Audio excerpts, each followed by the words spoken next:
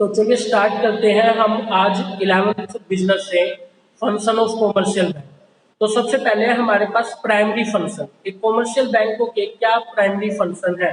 तो primary function में first of all function है एक्सेप्टिंग डिपॉजिट। एक्सेप्टिंग डिपॉजिट के रूप में बैंक का मैंने कल भी आपको बताया था कि एक फाइनेंशियल इंस्टीट्यूट तभी बैंक कहलाएगी जब वो दो मेजर काम करे। एक तो वो डिपॉजिट को एक्सेप्ट करने का और दूसरा जो है वो लोन देने का काम आपको कर पाए, तो वो फाइनेंशियल इंस्टीट्यूट कॉमर्शियल बैंक कहलाएगा।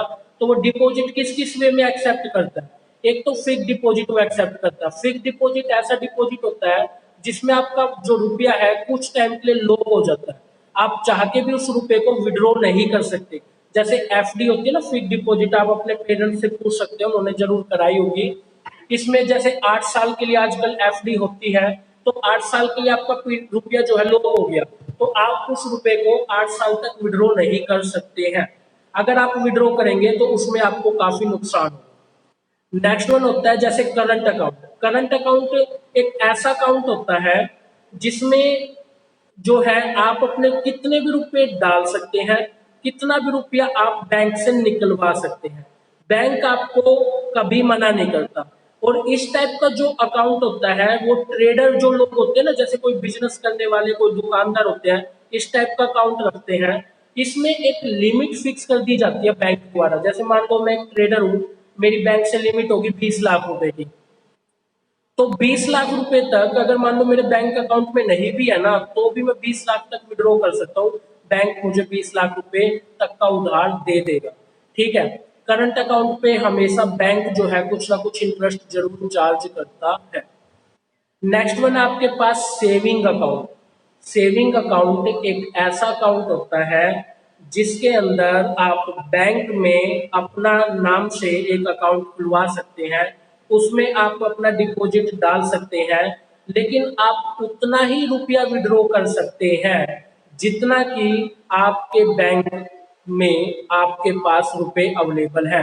अगर मान लो मेरे पास सेविंग अकाउंट और मेरे सेविंग अकाउंट में 50,000 रुपए है, तो मैं सिर्फ 50,000 ही निकाल सकता हूँ, कभी भी 60,000 या 55,000 रुपए मैं नहीं निकाल सकता। क्लियर है। नेक्स्ट वन है रिकरिंग डिपॉजिट अकाउंट। ठीक है। आपके पास ये रिकरिंग डिपॉजिट अकाउंट एक फिक्स्ड मनी अकाउंट होता है, मंथली बेसिस पे होता है ये अकाउंट। और इसमें क्या है कि जब तक वो टाइम पीरियड एक्सपायर नहीं हो जाएगा तो तब तक आप उसमें से रुपए नहीं निकाल सकते। एक तरह से फिक्स्ड डिपॉजिट की तरह ही ये होता है। ठीक है। एक आपके पास मल्टी ऑप्शन डिपॉजिट अकाउंट भी होता है। मल्टी ऑप्शन नाम से पता चल रहा है कि एक से ज्यादा फंक्शन परफॉर्म करना। तो ये अकाउंट क्या होता है कि इसमें आप रुपए डलवा भी सकते हैं, कितने भी रुपए निकलवा भी सकते हैं, रुपए को आप फिक्स टाइम के लिए सिक्योर भी कर सकते हैं। मतलब कई चीजें जो है इस अकाउंट के अंदर आपके पास में बेनिफिट के रूप में मिल जाती है। ठीक है। तो नेक्स्ट वन है, अभी देखिए क्लास का टाइम हो रहा है, तो मेरी क्लास कुछ टाइम में ऑफ हो जाएगी आपकी। तो ठीक है। नेक्स्ट वन है एडवांसिंग लोन।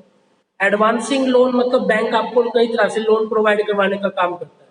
जैसे first of all cash credit. Cash credit क्या होता है, अगर आपको रुपया चाहिए कैश में उधार के रूप में, तो बैंक जो है आपको कैश प्रोवाइड करवा सकता है। ठीक है। कैश क्रेडिट बैंक आपको दे देगा। जैसे हम बैंक से लोन लेने जाते हैं ना, कैश क्रेडिट है। बैंक आपको ओवरड्राफ्ट की सुविधा देता है। ओवरड्राफ्ट की सुविधा मिलती है सिर्फ करंट अकाउंट पे। जैसे मैंने बोला ना, आपके बैंक में रुपए हो 1 लाख, लेकिन आपकी बैंक की लिमिट है मान लो 10 लाख तक की, और आप चाहे तो बैंक से 10 लाख रुपए तक विड्रॉ कर सकते हैं। ठीक है। तो ये आपके लिए ओवरड्राफ्ट सुविधा होती है बैंक की तरफ से। Demand loan. डिमांड लोन होता है जब आप बैंक के पास जाए और बैंक को कहे कि जी मेरे पास एक सिक्योरिटीज वगैरह है कुछ गिरवी कर रखने के लिए, कोई प्लांट वगैरह, कोई बिल्डिंग वगैरह, और मैं उसे गिरवी रख के आपसे लोन लेना चाहता हूँ, तो बैंक आपको लोन दे देगी। जब भी आप डिमांड करेंगे बैंक आपको लोन दे देगी। एक लोन होता है आपके पास टर्म लोन। ठीक है। These loan are provided by the bank to the customer for a fixed period to purchase a machine, truck, scooter, house वगैरह। टर्म लोन में क्या होता है, बैंक आपको एक लोन देती है कुछ फिक्स टाइम के लिए, 10 साल के लिए या 15 साल के लिए। उससे ज्यादा के लिए लोन बैंक आपको प्रोवाइड नहीं करवाएगा। और ये लोन देती है बैंक, जैसे कोई आपको स्कूटर खरीदना है, कोई बाइक, कोई मशीन, कोई कार आपको खरीदनी है, उसके लिए दिया जाता है। एक बैंक जो है बिल ऑफ एक्सचेंज को डिस्काउंट करने का काम करती है। मैंने पहले भी कई बार आपको बिल ऑफ एक्सचेंज समझाया है। देखो, बिल ऑफ एक्सचेंज क्या होता है, आप किसी व्यक्ति के पास जाए, उससे आप कोई सामान खरीद रहे हैं, लेकिन आपके पास रुपया नहीं है और सामने वाला व्यक्ति आपको जानता भी नहीं है, तो आप उससे उधार में कैसे खरीदेंगे? तो सामने वाला व्यक्ति आपको ये कहेगा, जी मैं आपके नाम पे एक बिल लिखूंगा और उस बिल में मैं ये लिखूंगा कि ये व्यक्ति मेरे को इतने टाइम के बाद इतना रुपया पेड करने के लिए तैयार है। अगर आप रेडी हैं तो उस पर आप अपना सिग्नेचर कर दीजिए। वो एक लीगल डॉक्यूमेंट होता है, गवर्नमेंट अप्रूवल होता है। अगर कल को आप उस व्यक्ति का रुपया पेड नहीं करेंगे तो वो व्यक्ति आप पे केस कर सकता है। ठीक है?